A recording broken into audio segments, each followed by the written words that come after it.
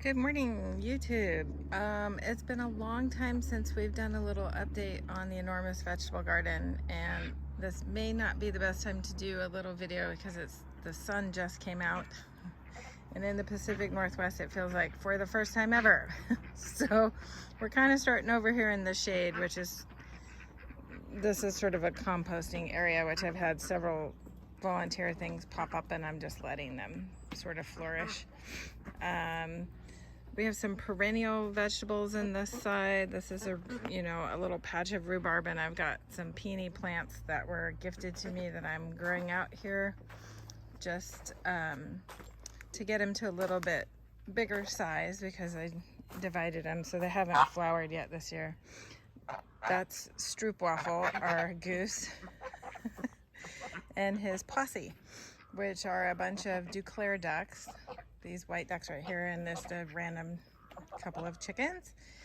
And we had 8 inches of rain in the month of April, so we've had a record year for rain, and the slugs have been outrageous. The garden is like super far behind. It got super slug damaged. I couldn't get anything to grow in the ground without slugs eating it, and so these guys went on patrol, and I will say that I think it helped when they, I let them move them around to different paddocks, and they have helped a ton with eating. Ducks like to eat slugs. Chickens, not so much.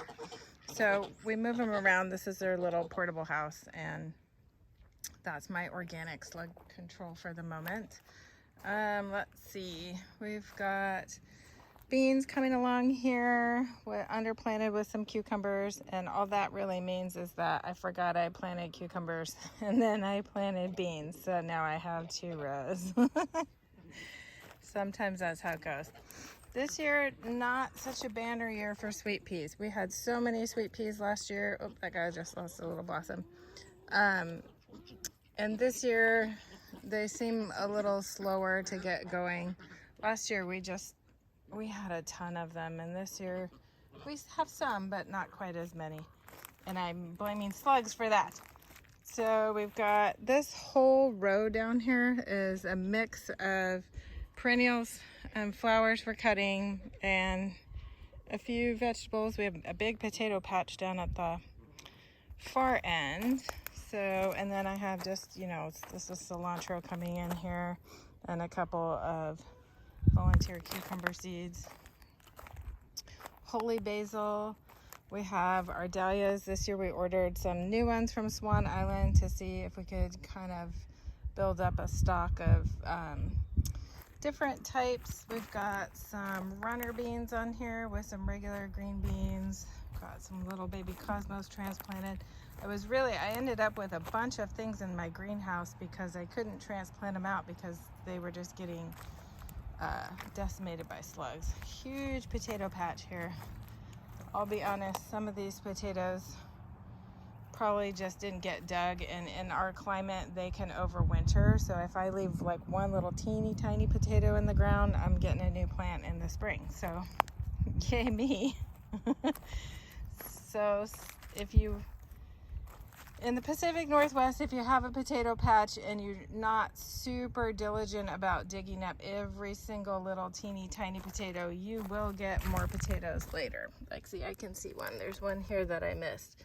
This is like a little German fingerling type potato. And leaving that there on the ground, honestly, probably get a new plant in the next spring. There's little red baby new potatoes there too. So see, this is how I get so many potatoes. So more potatoes. Down here we started a new area here for cutting flowers, and unfortunately this soil is super unbalanced, so nothing really wants to grow here. So I have plans to go pick up a bunch of horse manure and just amend this bed. I'll plant a cover crop on it in the fall, cover it with a tarp after I cut the cover crop down, and then hopefully in the spring the soil will be a little bit more balanced. I don't think it's contaminated. I think it's just, it hasn't broken down properly yet enough to really grow anything. And I knew that coming in, so I really only did some flowers. I did a couple test spots where I planted a squash. Squash are really sensitive to soil. the soil's not balanced. This has been in the ground for months. I mean, it's just like not growing. So they're a good indicator of whether or not you'll be able to grow something in your soil. And then we were gifted a bunch of dahlias last year, and we grew them all out to see what colors they were. And we had so many of them after we divided that this whole, 60-foot bed now is full of dahlias. I think we're up to about 75 or 80 in there. And they haven't started blooming yet. Everything is really far behind here because of the weather. So we're about 3 weeks behind where we would normally be. We just had these amazingly beautiful glads open up probably 2 days ago. They started, so you can tell they start blooming down here, and then eventually this will bloom up. So they would normally have bloomed 3 weeks ago. And I'm starting to get lavender in this light. You might not be able to see that too well. We're going to be extending this bed this year, so I've put composters here, and as I fill them up in the fall when I empty it, I'll just spread all that out, and then that'll be a way to kind of jump start the soil there. We've got finally got some squash coming on, the squash vines. We have a volunteer nasturtium growing out of our compost. We put in about 50 heirloom tomatoes this year, and they're all growing on these cattle panels that you see. So they're mainly Brandywine, Pink Berkeley tie-dye, Cherokee Purple, Black Crim, all of the kind of the old-timey varieties. And this is the very, very, very first year we've used drip tape. And I don't know if I like it, to be honest with you. It's a lot of futzing, and it doesn't always perform the way one would hope. We've got basil underplanted with our tomatoes. I shouldn't give the drip tape a bad rap. It does save time. It is also a nuisance, so it's a dialectic. So here's some glads that I put in. I just had a bag and no place to put them, so I put them on the end of this bed. I started this bed last year in this row, and the only soil available at the time was composted steer manure, and it was not particularly broken down all the way. You can see these little wood shavings, which I'm guessing the people use for their cow bedding. So I wouldn't say this bed has been particularly good for growing this season. It probably needs, again, a cover crop and a tarp, and just to kind of rebalance the soil. But we have some Russian red kale growing in here. This bed finally found its calling in life to grow lettuce, so we've been harvesting off of this. I don't know, this is actually quite big here. It probably doesn't look like that in the camera, but this is Farmers Market blend lettuce that's done really well with the cold weather. Once I got the slug problem under control, the lettuce did really well.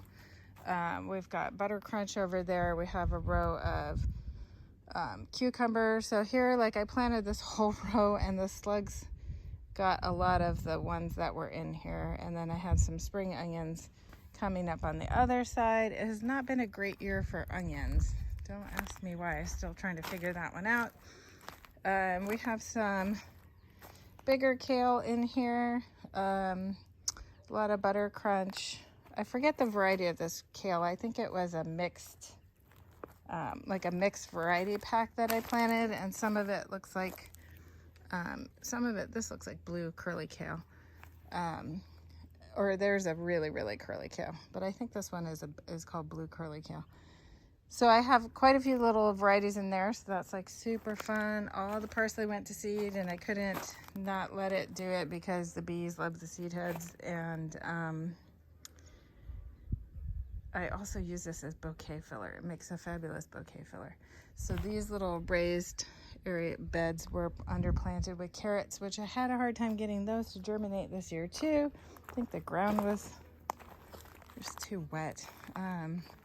So everything is pretty far behind. These are cutting zinnias and some cutting oriental lilies, and they should be way bigger. I've had to plant this bed out twice because the slugs just ate them all. It was just a nightmare. I have the snapdragons are doing well. They love the cold, kind of cooler, rainy weather. And for whatever reason, slugs are not interested in snapdragons. So, new favorite flower. More heirloom tomatoes planted on here. And then we have our two long, I call these production beds for lack of a better term, but we had some really great Queen of Crunch lettuce coming here. And I've been harvesting off of that. That's probably one of the better lettuces I've grown. I really like it. We have another farmer's market blend. So as I pulled these out, I had new lettuce sprouting in the greenhouse that I started, and I'm planting those in. So as this comes out, these will grow up. And that's just a space-saving kind of succession garden technique. And I have an embarrassing amount of dahlias, so I have more planted along this fence. I don't think you can have too many. And then this is mainly a zinnia cutting bed. So there's probably 200 zinnias in here, along with a few random beets. What else do we have? Glads and pots, because you never have enough glads. A few snapdragons and lilies. This is also gonna get flipped to a giant production bed, so it'll look more like this, because I think slugs like to hide in the wood here and lay eggs, and it's just the ducks can't get at them when they're down in the little cracks. And so I'm thinking, I probably can never get rid of all the slugs, but I'm thinking that we'll take these logs out of here this fall. I've got Walla Wallas in here. Some of them have fallen over, so I really need to pull them out and start drying them. That's on my to-do list today. And these have been really nice coming on. These are really pretty. These are purple potted peas. And you can see this one has some variegation on it where it's even green on the pod, and then some of them are really purple. And so this thing has been going gangbusters. I mean, these are like, this is kind of funny. Like, so the pea on the inside, now that I go to crack this, it won't work, is actually green. You see that in there? So it's super fun. You get a purple pea that you could stir fry. The pod is purple, but the pea itself is green. So those are fun. I've got also mixed in there with some, just a standard sugar snap pea. And the peas, normally we would have been harvesting peas a while back, but with the weather, they just didn't seem to get really going until now. So I have plenty to harvest there for this week's CSA. And like I said, this is on my list to dry these onions.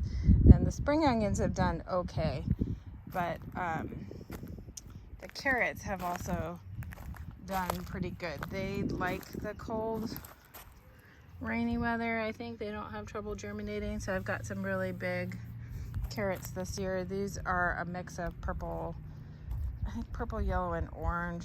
I forget the variety name, but they're really, really sweet. So those have been really fun. What else do we have going on here? We're barking dogs. There they go. The UPS man is here. And then this, of course, is the greenhouse and the shop, which weren't here in my previous videos. So that's been a huge help to running this entire garden. And hopefully I'll make another video and be more on top of it, and I'll have more things to show and maybe some pretty flowers. Have a great day.